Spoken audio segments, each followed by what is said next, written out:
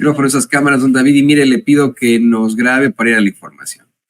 En un ratitito más estaremos platicando con el corresponsal del periódico angelino La Opinión, un periodista que una y otra vez ha exhibido a los grupos criminales y el contubernio que ha existido entre la delincuencia y grupos gubernamentales. Me refiero a Jesús García, nuestro compañero corresponsal, a quien nos estará enlazando doña Ceci en un ratitito nada más, puesto que además de que fue uno de nuestros colegas durante la cobertura del juicio de Genaro García Luna y en la Corte del Distrito Este de Nueva York, hoy, desde ayer, disculpe usted, consiguió contactar al Departamento de Justicia para preguntarle sobre esta nota que casualmente sale en 3 medios extranjeros, 2 estadounidenses, ProPublica, Inside Crime, y un alemán, Deutsche Welle, con nada más y nada menos que la periodista Anabel Hernández. Una nota en la que plantean que la campaña de López Obrador en 2006 recibió alrededor de $2 millones del narcotráfico, pero basándose única y exclusivamente en testimonios de la DEA, específicamente el de un hombre a quien la misma Anabel Hernández hace 10 años le llamaba la lengua letal. Rodolfo López Nájera, quien ha sido exhibido como uno de los testigos que utilizaba Genaro García Luna y Felipe Calderón para fabricarle delitos a sus adversarios políticos. Anabel Hernández en aquel entonces solo denunciaba que habían metido a muchas personas por meses o años a la cárcel, que de alguna u otra forma exhibieron a Genaro García Luna o Felipe Calderón, y que pues tuvieron algún tipo de trascendencia, los habían metido en esto, ¿no? A la cárcel. Pero también hubo periodistas. Yo sé que últimamente usted tiene sus críticas sobre el compañero Jesús Lemus, pero no se nos olvide que él es un gran periodista y que efectivamente se enfrentó a una persecución terrible luego de que diera a conocer los nexos de la hermana de Felipe Calderón con un miembro del crimen organizado. Además de hablar de la cercanía y el contubernio también de Genaro García Luna con el crimen organizado. Recordará usted que a Jesús Lemus, lo detienen, le fabrican el delito de narcotráfico, aseguran que él es un narcotraficante, lo meten a Puente Grande, que era una de las peores prisiones a las que México se ha enfrentado. Nos narraba hace ya tiempo Jesús Lemus que ahí él temía por su seguridad, por su vida debido a la población carcelaria, al resto de los internos, a los que en algunas veces son considerados los hombres más peligrosos de México. Pero que en todo caso, quienes lo golpearon y lo torturaron sistemáticamente durante todo un mes fueron los mismos guardias, los mismos policías, y que ya por fin cuando lo liberan ante la gente, ante la población carcelaria, todo lo contrario, fue recibido con mucha cordialidad por parte de los internos, especialmente por muchos narcotraficantes con los que platicó, de los que pudo extraer mucha información para escribir varios de sus libros, y a quienes apoyaba en la redacción de poemas para sus parejas o cartas para sus parejas, cartas para las parejas sentimentales de estas personas. Ese es uno de los tantos casos que habrían sido fabricados en el gobierno de Felipe Calderón y de Genaro García Luna. Se da a conocer gracias a la petición, la solicitud de información, el llamado del corresponsal Jesús García, al Departamento de Justicia, que se trató de una investigación de hace muchos años que fue cerrada hace precisamente 13 años. 13 años, señoras y señores. Le voy a compartir esta nota que publica Jesús García en el periódico La Opinión. Creo que vale la pena que sí podamos analizarla, que podamos tenerla muy, muy pendiente aquí, que se pueda escuchar lo que muchos medios hoy en día callan. Y mire, lo más interesante de todo es que estos infames siguen aplicando una de las máximas de la desinformación, una de las máximas, de los principales estratagemas de Joseph Goebbels, propagandista en jefe de Adolf Hitler, que es culpar a tus adversarios de tus propios errores o de lo que ha hecho tu grupo político. Ayer veía a Glodejo asegurando pues es una mentira, que mientras cuando se dio a conocer lo de Genaro García Luna, todos los medios de comunicación, según ella, lo llevaron y que estuvieron hasta historias durante semanas. Eso no es cierto, ¿no? Casi nadie lo llevó sin censura.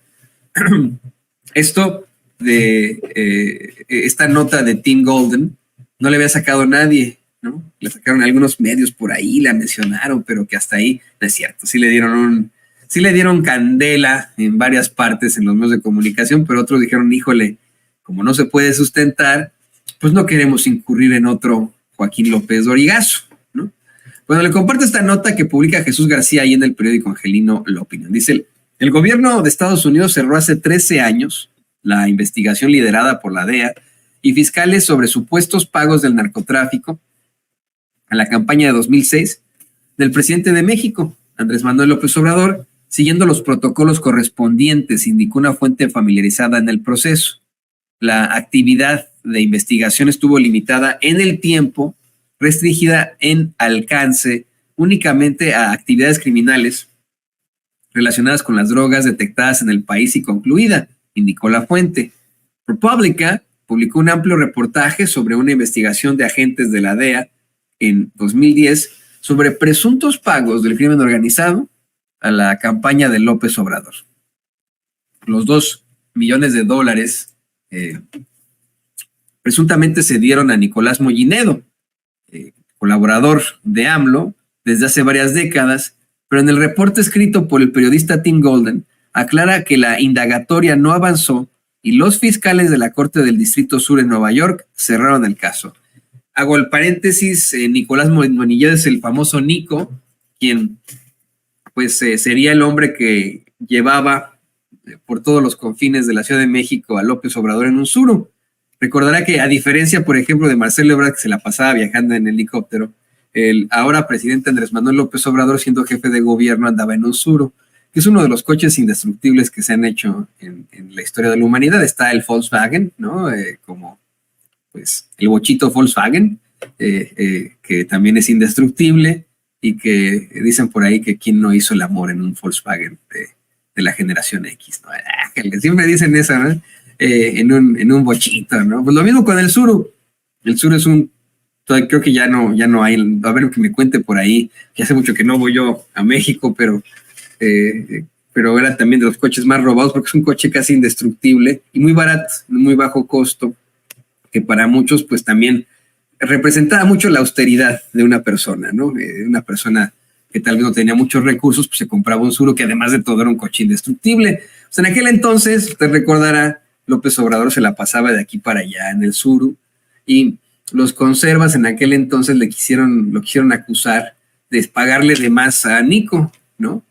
Decir, es que si solamente es tu chofer, ¿por qué le pagan tanto a Nico López? Así decían, ¿no? En aquel entonces.